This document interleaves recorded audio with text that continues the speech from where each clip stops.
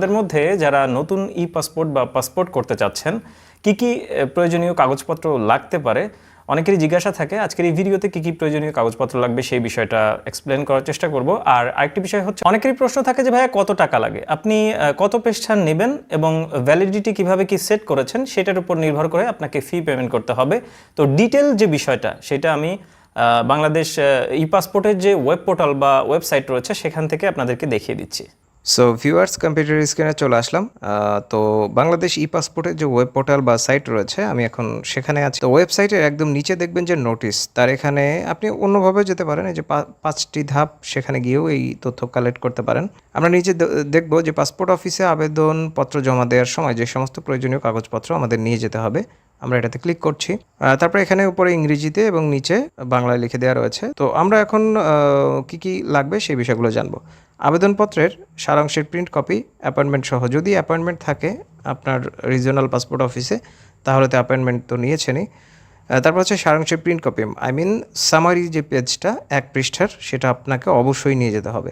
তারপর হচ্ছে শনাক্তকরণ নথির প্রিন্ট কপি, জাতীয় পরিচয়পত্র অথবা জন্ম নিবন্ধন যে নাম্বারটা, মানে হচ্ছে আপনার যেটা দিয়ে আবেদন করেছেন আপনি সেটা নিয়ে যাবেন, সেটা জন্ম নিবন্ধন হতে পারে অথবা জাতীয় পরিচয়পত্র। তারপর হচ্ছে পেমেন্ট স্লিপ, মানে হচ্ছে আপনি ব্যাংকের মাধ্যমে অথবা বিকাশ, রকেট, যেটার মাধ্যমে টাকা পেমেন্ট করে থাকুন না কেন, যে পেমেন্ট যে স্লিপটা সেটা নিয়ে যাবেন, মানে চালান যে ফর্মটা। তারপর হচ্ছে পূর্ববর্তী পাসপোর্ট, এটা হচ্ছে যদি রিনিউ হয়। সরকারি চাকরিজীবী হলে জিও, মানে গভর্নমেন্ট অর্ডার অথবা এনওসি, নো অবজেকশন সার্টিফিকেট, এটা আপনাকে নিয়ে যেতে হবে যদি আপনার থাকে। তারপর হচ্ছে তথ্য সংশোধনের ক্ষেত্রে, এটা হচ্ছে ডেটা চেঞ্জ বা কারেকশনের ক্ষেত্রে, এটা আমরা যাব না, এটা স্কিপ করছি। তারপর হচ্ছে আবেদনপত্রের প্রিন্ট কপি, মানে হচ্ছে 3 পৃষ্ঠার যে অ্যাপ্লিকেশন ফর্মটা সেটা আপনাকে নিয়ে যেতে হবে প্রিন্ট করে। তার বাইরেও বেশ কিছু নির্দেশনা রয়েছে যেগুলো আপনাকে জেনে নিতে হবে। অনেক সময় পাসপোর্ট অফিসে গিয়ে অনেকেই ফেঁসে যায়, যেগুলো জানা থাকে না বাচ্চার ক্ষেত্রে অথবা বিশেষ ক্ষেত্রে। যেমন ধরুন এখানে লিখে দেওয়া রয়েছে যে কাগজপত্র সত্যায়িত করতে হবে না। অনেকেরই ভুল ধারণা থাকে যে পাসপোর্ট করতে গেলে কাগজপত্র হয়তো সত্যায়িত করতে হয়, এরকম কোনো কিছু না। ছবি তুলতে হয় না, সেখান থেকেই ছবি তুলে নেওয়া হয়। জাতীয় পরিচয়পত্র, বার্থ সার্টিফিকেট অবশ্যই আপনার ডিজিটাল হইতে হবে, মানে অনলাইন। হাতে লেখা জন্ম নিবন্ধন কিন্তু এটা কাজ করবে না। তারপরে হচ্ছে অপ্রাপ্ত বয়স্কদের ক্ষেত্রে, মানে হচ্ছে যদি অ্যাপ্লিকেন্টের বয়স 18 বছরের কম হয় তাহলে সেই ক্ষেত্রে পিতামাতার এনআইডি কার্ডের যে নাম্বারটা সেটা অবশ্যই পূরণ করে দিতে হবে অ্যাপ্লিকেশনের সময়। ওখানে প্রফেশন, তার নাম, এগুলো থাকে, কিন্তু ভোটার আইডি কার্ডের নাম্বার দেওয়ার যে ঘরটা সেটা অপশনাল থাকে, মানে চাইলে দেবেন, না চাইলে দরকার নেই। কিন্তু যদি 18 বছরের কম হয় অ্যাপ্লিকেন্টের বয়স তাহলে অবশ্যই আপনাকে দিতে হবে। তারপরে হচ্ছে জাতীয় পরিচয়পত্রর অথবা অনলাইন জন্ম নিবন্ধন, এখানে কিন্তু দেখুন লিখে দেওয়া রয়েছে অনলাইন জন্ম নিবন্ধন, মানে এখানে বোঝানো হচ্ছে যে হাতে লেখা কিন্তু কাজ করবে না। ডিজিটাল জন্ম নিবন্ধন যেটা অনলাইনে আছে সেটা দিয়ে আপনাকে আবেদনটা করতে হবে। তারপরে হচ্ছে 18 বছরের যদি কম হয় তাহলে সেই ক্ষেত্রে জন্ম নিবন্ধন দিয়ে করতে পারবে। যদি 18 থেকে 20-এর মধ্যে হয় তাহলে জন্ম নিবন্ধন অথবা এনআইডি কার্ড দুটো দিয়ে আবেদন করতে পারে, যে কোনো একটি দিয়ে। যদি 20 বছরের একদিনও বেশি হয় তাহলে সেই ক্ষেত্রে আপনাকে অবশ্যই জাতীয় পরিচয়পত্র দিয়ে আবেদন করতে হবে। কিন্তু যদি দেশের বাইরে হয় তাহলে সেই ক্ষেত্রে জন্ম নিবন্ধন দিয়েও আবেদন করা যাবে। এই সমস্ত বিষয়গুলো এই যে দেখুন গ্রহণযোগ্য হবে জন্ম নিবন্ধন দিয়ে, এটা বলে দেওয়া রয়েছে। তারপর হচ্ছে তারকা চিহ্নিত ক্রমিক নম্বরগুলো অবশ্যই পূরণীয়, মানে এটা অবশ্যই আপনাকে পূরণ করতে হবে। তারপর হচ্ছে দত্তক অভিভাবকত্ব গ্রহণের ক্ষেত্রে পাসপোর্টের সাথে সুরক্ষা সেবা বিভাগ, স্বরাষ্ট্র মন্ত্রণালয় হতে জারিকৃত আদেশ দাখিল করতে হবে। তো এই যে দত্তক অথবা অভিভাবকত্ব গ্রহণের ক্ষেত্রে এইগুলো আপনাকে কালেক্ট করতে হবে, দেখুন। তারপর হচ্ছে আবেদনের বর্তমান ঠিকানা সংশ্লিষ্ট বিভাগীয় পাসপোর্ট বা ভিসা অফিস অথবা আঞ্চলিক পাসপোর্ট অফিস অথবা বিদেশস্থ বাংলাদেশ মিশনে দাখিল করতে হবে। তারপর হচ্ছে 18 বছরের নিচের যারা আর 65 বছরের ঊর্ধ্বে যারা, তাদের কিন্তু 5 বছর মেয়াদি পাসপোর্ট নিতে হবে 48 পৃষ্ঠার। 10 বছর 64 পৃষ্ঠার যে পাসপোর্ট এটা তাদেরকে দেওয়া হবে না। তারপর হচ্ছে প্রাসঙ্গিক টেকনিক্যাল সনদসমূহ, ডাক্তার, ইঞ্জিনিয়ার, ড্রাইভার ইত্যাদি, এক্ষেত্রে আপলোড বা সংযোজন করতে হবে প্রাসঙ্গিক টেকনিক্যাল সনদসমূহ। মানে হচ্ছে ডাক্তার হলে তাদের যে আইডেন্টিটি থাকে, ইঞ্জিনিয়ার হলে তাদের, ড্রাইভার হলে ড্রাইভিং লাইসেন্স, এই যে বিষয়গুলো থাকে এগুলো দাখিল করতে হবে। তারপর হচ্ছে প্রযোজ্য ক্ষেত্রে, মানে পেশা, প্রফেশন আপনি যখনই সিলেক্ট করবেন এগুলো অবশ্যই আপনাকে দিতে হতে পারে। তারপর হচ্ছে প্রযোজ্য ক্ষেত্রে প্রাসঙ্গিক জিও, গভর্নমেন্ট অর্ডার অথবা এনওসি, নো অবজেকশন সার্টিফিকেট, প্রত্যয়নপত্র অথবা অবসরোত্তর ছুটির আদেশ, পিআরএল অর্ডার, পেনশন বই আপলোড অথবা সংযোজন করতে হবে, বা ইস্যুকারী কর্তৃপক্ষের নিজ নিজ ওয়েবসাইটে আপলোড করতে হবে। তারপরে 13 নম্বর হচ্ছে প্রযোজ্য ক্ষেত্রে বিবাহ সনদ, নিকাহনামা অথবা বিবাহ বিচ্ছেদের ক্ষেত্রে তালাক। আচ্ছা, এটা হচ্ছে আপনার কারেকশনের ক্ষেত্রে বিশেষ করে প্রয়োজন হয়। তারপরে আমরা নেক্সটে যাব, দেশের অভ্যন্তরে আবেদনের ক্ষেত্রে প্রযোজ্য ফি। এটা হচ্ছে আপনার ফি পেমেন্ট করতে হবে দেশ এবং দেশের বাইরে থেকে ভ্যাট যা আছে, মানে নির্ধারিত ফি আপনাকে পেমেন্ট করতে হবে। তারপর হচ্ছে কূটনৈতিক পাসপোর্টের ক্ষেত্রে পররাষ্ট্র মন্ত্রণালয়ের কনসুলার বা ওয়েলফেয়ার।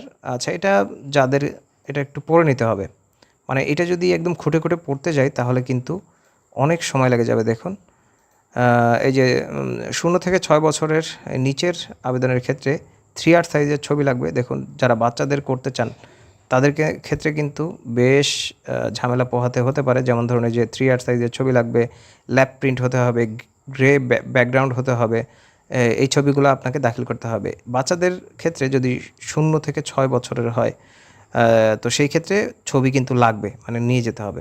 তারপর হচ্ছে হারানো পাসপোর্টের ক্ষেত্রে মূল জিডির কপি প্রদর্শন বা দাখিল করতে হবে, মানে জিডির কপি আপনাকে অবশ্যই নিয়ে যেতে হবে। তারপর হচ্ছে পাসপোর্ট রিইস্যুর ক্ষেত্রে এখানে বেশ কিছু রিইস্যু কারেকশনের বিষয়ও এখানে বলে দেওয়া রয়েছে। তো আপনার ক্ষেত্রে যেটা যায় আপনি এখান থেকে সেগুলো দেখে নিতে পারবেন। দেখুন, সুন্দর করে বলে দেওয়া রয়েছে। তারপর হচ্ছে যে আবেদনের সময় মূল জাতীয় পরিচয়পত্র এটা নিয়ে যেতে হবে, জন্ম নিবন্ধন নিয়ে যেতে হবে, প্রযোজ্য ক্ষেত্রে টেকনিক্যাল সনদ। আরেকটা বিষয় হচ্ছে নাগরিক বা চারিত্রিক সনদ, যেটা চেয়ারম্যানের সার্টিফিকেট আমরা বলে থাকি, এটা অনেক ক্ষেত্রে চাওয়া হয়ে থাকে। তো সেটা আপনাকে নিয়ে যেতে হতে পারে।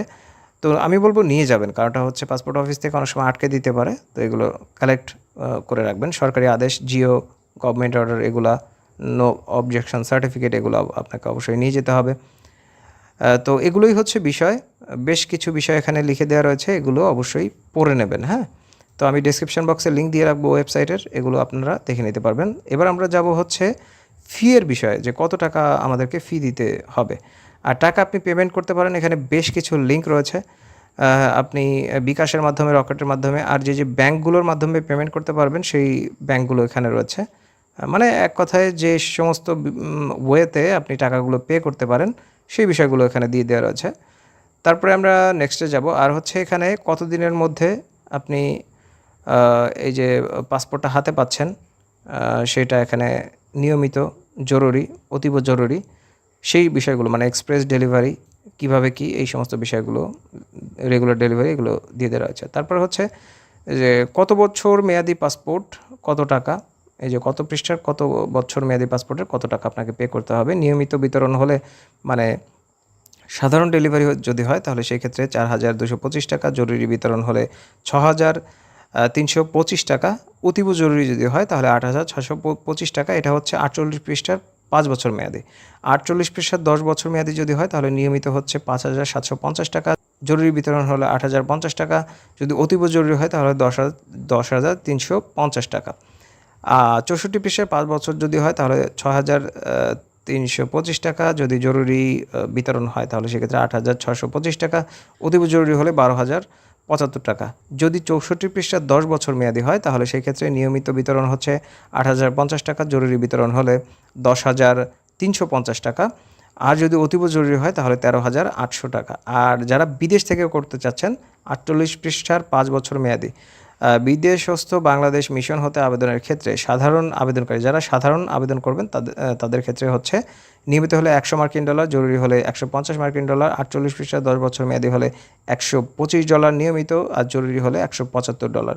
64 পৃষ্ঠার 5 বছর মেয়াদি হলে নিয়মিত হলে $150, $150, আর জরুরি হলে $200। এটা হচ্ছে 64 পৃষ্ঠার 10 বছর মেয়াদি হলে $175 নিয়মিত, আর জরুরি হলে $225।